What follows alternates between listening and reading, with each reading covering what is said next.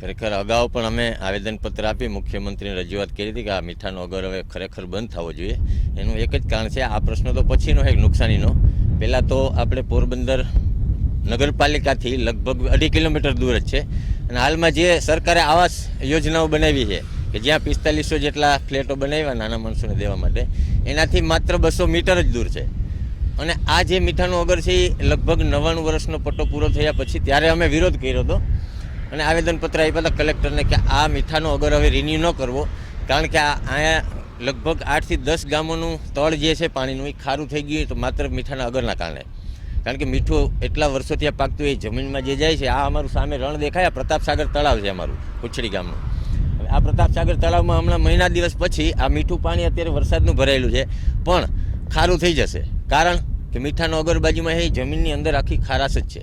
અને હવે જો આ મીઠાનો અગર બંધ થાય ને તો અનેક ગામના ખેડૂતોને ફાયદો થાય એમ છે ને જો ચાલુ રહેશે તો અનેક ખેડૂતો આમાં પાયમાલ થઈ શકે છે. મુખ્યમંત્રીને લેટર લખેલો છે, કલેક્ટરશ્રીને આવેદનપત્ર આપેલું છે કે ખરેખર આ મીઠાનો અગર રદ કરી અને એની જગ્યાએ પ્રતાપસાગર તળાવ છે એનો વિસ્તાર મોટો કરી નાખવો જોઈએ, જેથી પોરબંદરને ખારાશમાંથી મુક્તિ મળે. અને આ વખતે અમારે જે વધુ વરસાદના હિસાબે નુકસાની ગઈ છે એનું કારણ માત્ર આ છે કે મીઠાનો પારો તમને સામે દેખાય જ છે કે આ પારો છે આખા અમારા રણનું પાણી અહીંથી નહીં, લગભગ 10 કે 15 ગામનું પાણી છે, બૈડાસાગર ડેમનું પાણી છે, ઓવર થઈને આખું અહીંથી પાસ થાય અને પાસ થવાની જગ્યા માત્ર ખાલી ઓલી એટલી જ છે. જો આ મીઠાનો અગર બંધ થઈ જાય ને આ પારો તોડી નાખવામાં આવે તો સુભાષનગર ખાલીમાં સીધું પાણી જેટલું પણ આવે એટલું નિકાસ થઈ શકે એમ છે.